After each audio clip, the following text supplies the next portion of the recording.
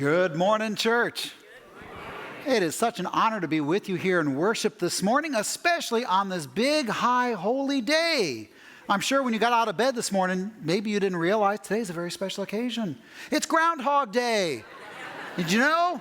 Did anyone check online? That's right. I did first thing this morning, 7 a.m. I was online and checking the website there for Punxsutawney Phil up in Pennsylvania. And the rumor was that we weren't sure, is he going to see a shadow? Is he not? And the good news is he did not see his shadow. So do you know what that means for Florida? Is that our 48 hours of winter is now over. That's right. Remember those 2 really cold days about a week ago? That's it. We're going to, in fact, we're even going to skip spring and go just straight to summer. Probably be 90 degrees by next week, so stay tuned. It should be fun. Now, last week, you might remember when Jack was preaching, he had this great object lesson. In fact, he brought this really powerful statue with a picture of it right there with the 3 different people on it. And his challenge was, where are you in this image? And we talked about the different places, how for many of us, when we first connect with the church and our small groups and ministries, we're that first person down below. We're seeking connection. We need help. We're looking for support in our lives, whether it's emotional or whatever it may be, to help us in our journey and growing closer to Jesus. And the hope is over time that we get to be that second person. Wait a minute, that way. There we go. Okay, I got to figure out the pointing business. There we go. The second person in that image there, that it's no longer what can the church do for me, but what I can do to help other people. And one of the ways that we can live that out is what I'm going to share with you this morning. There's many ways we can do that, but to grow into being that second person, one of the gifts that we all can partake in and participate is called Pastoral Presence.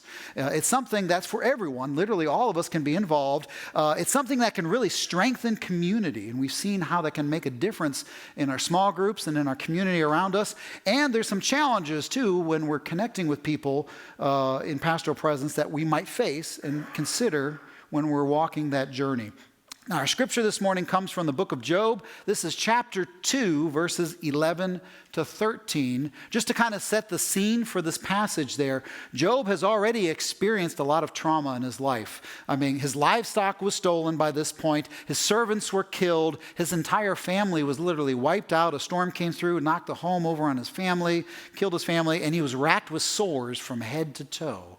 So he's in a real tough moment here. And this is about Job's 3 friends. So it starts on verse 11.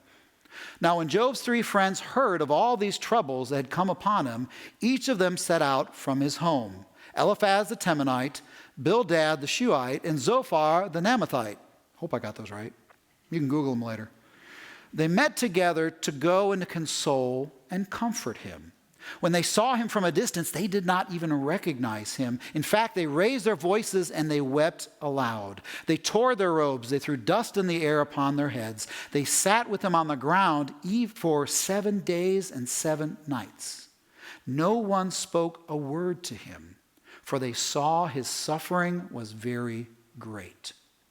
The word of God for the people of God. Thanks be to God. I've got a lot of stories that have gone on in my life over the years, and one particular story that really spoke to me for this morning I want to share with you was back in 2002 and 2003. Back at that time, I was the music director here at Anona, and we had just an amazing partnership in our staff team here. Ann Waite was our pianist. Those of you might remember Ann, still with us playing piano. Also, her husband was on staff with us. His name was Norm, and he was an organist. And just playing a phenomenal organ, very gifted at the organ, kind of like Jay, just very, very gifted at the organ there, real personable person there. In fact, I didn't even realize that Ann talked for the first few years because she'd kind of wave in the background, and Norm was the gregarious one and kind of always connecting. But after they had arrived and been with us in ministry for a little while here, Norm was diagnosed with terminal cancer. And in fact, it was a very aggressive form of cancer that came upon quickly and moved very fast. And so his health declined rather rapidly. Anne and her family drew together. They brought hospice in, and they made the decision that they wanted his last days to be at home. And so they brought hospice on board and set up in one of the rooms in Anne's and Norm's house there, a place for Norm to be for his final days. And I remember I went to go visit Anne. This was a Sunday afternoon to go check on her, see how she's doing. And we sat together right outside the room where Norm was, and we were sharing stories about Norm and what was going on in these moments. And I'll never forget, Ann says, let me go check on him. I need to see, how he's doing. And she went into the room, and I heard a noise, and I came running in, and Norm had just passed away. And it was a very tender, very tough, very difficult moment for us.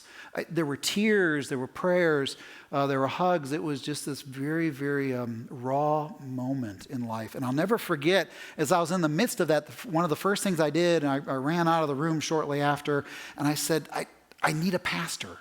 I need a pastor right now, and let me call Jack. And so I got my cell phone out, and I said, Jack, we need you. Norm just died. Can you be over at Ann's house? And he said, of course. And so Jack hopped in his car and came over immediately to be there with family. And as I was reflecting on that moment in my life, I came to a feeling, really, that I can be that pastoral presence. As much as I appreciated having Jack present in that moment, that's something I can do. Now, for me, in my particular story, that led kind of my early journey into the ministry and to being an ordained deacon now. But in those moments for me, it was a real reflection of saying, it doesn't have to be a pastor to do these kinds of moments. Any of us can be present with others. And so as I'm talking this morning about pastoral presence or the ministry of presence, that's literally being present with other people. And if there's one thing this morning that you take with you, I hope that you remember this for the week and weeks beyond there. One thing is just what you saw on the screen right there. Pastoral presence doesn't only mean pastor's presence. This isn't something that pastors have a monopoly on. You don't need to be ordained for it. You don't even have to have training in it. Pastoral presence is something we all can be a part of in our lives. In fact, Paul talks about this in Galatians chapter 2, verse 20, where Paul says, it is no longer I who live, but it is Christ who lives in me. You see, each of us is called to be the presence of Christ in the world, but not only to be the presence of Christ, to share that presence of Christ with others. Now, I want you right now to turn to your neighbors and say, look them in the eye and say, I bring the presence of Christ.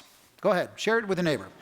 I bring the Tell your other neighbor might need to hear it too. I bring the presence of Christ. You do. You don't need to be ordained. You don't have to have any, background in there. You and I are all called as Christians to bring the presence of Christ. Now, I want you to remember that, especially tonight around halftime during Super Bowl.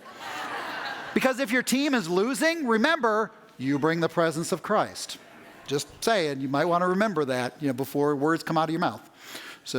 But it's something that we're all called to be a part of. And as we go and look at Job's friends, how did they handle the moment when they heard about the news for Job? What did they do? Well, let me tell you what they did. They got on the phone and they called the priest and they said, hey, look here, Rabbi, you got to go see Job right now because no one from the temple has been to his house in forever. And you need to go over and do that because, this is what you do for a living. And in fact, you only work one day a week anyways. So just get over there and go see him. And and by the way, that chant we sang last week in worship, that new one? Yeah, don't do that one again. That was terrible. Go back to those old chants we used to sing when we were kids. Yeah, okay. All right. Thank you. Goodbye. Is that how it happened? No, that's not how it happened. Job's friends did two things really well. They did two things right. First they did was this. They were willing to go and be present. Now that might sound simple, and it is, but it's powerful.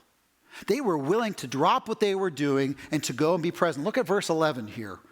Now when Job's three friends heard of all these troubles that had come upon them, they didn't expect someone else to handle that moment. Each of them set out from his home. This wasn't just a moment of posting thoughts and prayers on Facebook. This was a time of action. And so for us, I think the lesson for me especially and for all of us, whenever possible, when we experience moments like this, can we go and be present with them? Now, I realize that's not always practical, and that's not even always possible depending on the situation you're in, but can we strive? Can we strive to be present whenever possible? And if you can't, can we look for creative ways to be present with them? How many people here have a cell phone? How many? Good. Okay, most of y'all. I've got mine too. This past week, I was at a concert for my youngest daughter, Sabrina. She actually had auditioned and was invited to play in the all-county orchestra. It was a big deal. We really appreciated it. She passed the audition, and it was at the Mahaffey Theater, so everyone was dressed to the nines there, and they brought in guest conductors to lead this event. And we got in and sat down, and they had a grade school orchestra playing first. Bree is in the middle school one. And I was watching a family seated in front of me in the chairs. And I saw a mom, and I saw some younger kids, and I didn't see anyone else. And I thought, okay. But I saw the woman holding up her cell phone, because I'm sitting behind her now. And so I'm actually able to see the screen of the cell phone, and she's FaceTiming, I'm assuming her spouse or her significant other, and I could see him on the camera. And she was literally live streaming the concert of their child so that he could be present in that moment. He was off, looked like he was in an office somewhere, off to work, probably couldn't physically be there for that event. And what was beautiful was to watch his expression. I was literally watching his expression. He was smiling ear to ear, because he was present there with his family, maybe not physically, but in a creative way to be a part of what's going on in that moment. And that was beautiful there, for us to have that opportunity to go and be present and find ways that we can connect. So that's the first thing Job's friends did right. The second thing Job's friends did right is after they left their homes, but before they went to meet Job, they came together in community. This was a powerful moment of connection because they come together in order to surround their friend, not just with one of them, but a group. This is their small group. And they bring their love and they bring their presence and their connection there. And you see, when these kind of moments occur, it strengthens their connection as a small group, as a community. And one of the beautiful things as one of your pastors here at Anona, and I see this in you time and time again. I see how you are there for each other in community. Choir, I've watched you over the years being there for each other. You know, being there for loved ones when they've lost a spouse, or being there with a tough diagnosis and walking beside them. In our band, we had one recently. One of our band members had a sudden loss as one of her brothers there, and the band surrounding her in those moments and being that presence for her. Or in our small groups, our sewers, that we just are celebrating 3,000 prayer quilts. This is a group of helping other people connect in those moments, but they're their own small group. And they are the most fun. They connect and they laugh and they tell stories and they gather every week, and they have this community connection that's powerful, especially in moments of need. You see, these kind of moments help connect us to that deep-seated desire to belong. Now, you might remember a couple weeks ago, Richard, when he was preaching, he was sharing some statistics about depression and how prevalent depression is in our world today. And after that, I was reading some online articles, and I found one by a woman by the name of Amy Morin, and she was talking that we are in this new age, this digital age of connectivity, that we are literally more connected now than any time in our entire history. Think about it. You can call, you can text, you can email, you can FaceTime, you can connect anywhere literally around the world. And yet we're lonelier than ever, and we're more disconnected than ever before. Why is that? Now, she lists several reasons in the blog there, but one of them that really spoke to me was an emphasis on quantity versus quality. That we sometimes, our depth of our relationships is missing, especially online. Now, this isn't a knock to our online community there, but it's saying that sometimes we can't get that depth on a Facebook post or connection there. We can have hundreds or some people even thousands of friends online, but when we come to those powerful moments, how can we be present and drop everything to be with them in those difficult moments? We're missing that depth in those relationships. And people are seeking these deeper kinds of connections. They're out looking for this. They're seeking a community to be a part of that will walk with them in their life, whatever challenges they're facing, and draw these moments closer together. And you and I have the opportunity to bring the presence of Christ in the world today, if we're willing to go and gather together and be present with one another in community, especially with others in times of need and beyond. Now, there's challenges in pastoral presence. It's not, without its challenges. In fact, if you read the book of Job, starting around chapter 4 to the end, which is pretty long, you'll see all the ways that Job's friends mess up things. And they mess up a lot of things. They start blaming Job. They start justifying God. I think they start blaming God a little bit later. But it's this whole thing going on there. But don't let the fear of making mistakes keep you from going.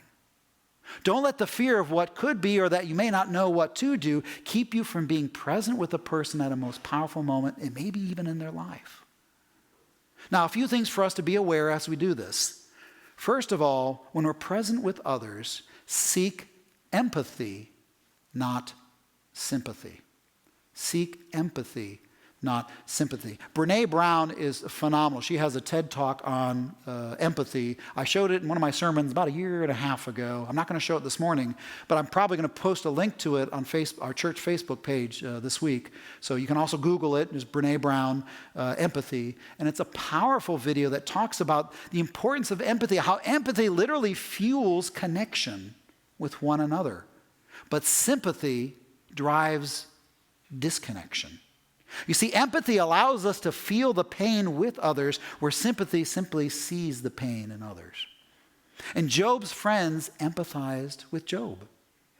Let's look at verses 12 and 13. You can see it in the scriptures there. When they saw him from a distance, they did not recognize him. Now, this is important because this means they know Job. There's a connection there. There's a relationship with him. So they know what he looked like, but they didn't even recognize him in that moment there. They raised their voices and wept aloud. They tore their robes, threw dust upon the air in their heads. They sat with him on the ground 7 days and 7 nights, and no one spoke a word to them, for they saw that his suffering was very great. Job's, get the right person here, Job's friends not only felt his pain, they were present with him in his pain. And it's in those kind of moments, I think, sometimes silence can speak far more to us than any words that we can come up with. Okay, so show empathy. Connect with empathy. Second thing for us, as we talk about pastoral presence, don't try to fix the situation. This is a big one for me. I'm a fix-it guy. And I want to come into a situation and fix it. And I'll never forget, part of my training, I spent 9 months as a chaplain for Tampa General Hospital. And let me tell you, I encountered sometimes some of the worst moments in people's lives and realized very quickly I could not fix any of those. There were situations that were beyond my ability.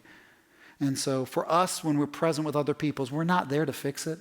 We're not there also to try to explain or to solve the problem. I think sometimes we can get caught up in the excitement, just as Job's friends later in the passage do, and try to explain what might have happened or what was God thinking here. We get into this messy area called Theodicies. Now, I'm not going to preach about that this morning, but you can Google Theodicies and read about it. But it's literally those moments where we're trying to justify or explain God's actions. Here's the thing, God doesn't need to be explained. God is God. God's bigger than you or I or any of our explanations that we can come up with, and God's got it. Our calling is to be present and to connect through empathy. So third thing, don't try and fix it. Third thing, stay tuned to the other person. Here's the other challenge for especially relational kinds of people, because some people are very relational. When we're relational, sometimes we can participate in the conversation a little too much. All right, here's the thing, it's not about you. It's not about me and my problems. And sometimes those moments with people can turn into literally a show and tell. Right? Oh my goodness, you're sick? Well, let me tell you about my illness this week. Oh, it was terrible. Have you seen the wound on my leg that's been going on for 3 months? Sometimes we can get so caught up in the moment with someone that we just simply go back and we turn that focus from on them to ourselves. So this isn't the time for us to focus on ourselves. This is our time to stay tuned to them. See, God calls us for these deeper kinds of connections in life. It is an opportunity for you and I to be the presence of Christ in people's lives.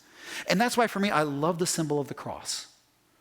The cross to me, so many symbols that comes to mind when we talk about it and meanings behind it. For one, in this particular situation for me, is a deeper, first of all, is going this way, is that deeper connection to each other. my connection to you and your connection to you and your connection to you. That we have this beautiful ability and opportunity to connect with one another, to go and be present with one another, and to bring the presence of Christ to each other. And to be that community around that person, especially in times of need, but in times of celebration as well. The second part of the image, I think, is this. And that's our connection with God. And there's many ways we can stay connected by God, but this morning, one of the ways that we stay connected to God is through the sacrament of communion. It's an opportunity for us, just like this morning, to gather together in community. And we lift up those places in our life where we fall short and seek forgiveness and experience the power of the Holy Spirit in you and in me, and bring the presence of Christ to a hurt and broken world. Now, in the United Methodist Church, communion is an open communion. There are no restrictions for partaking. We simply ask that you seek to take your next step in life, whatever that might be, and that you seek to take that with us in this journey. Now, communion in this service is going to be passed in the pews. So in just a moment, our ushers are going to be coming forward. They're going to hand out the bread first. We'll ask that you hold on to that piece, and we'll take communion together as a group. And then they'll come and pass the cups, and we'll take that as well. But use this as an opportunity for your reflection. Where are those places in your life where people have been there for you and been present in your life in those powerful moments? How did they make you feel?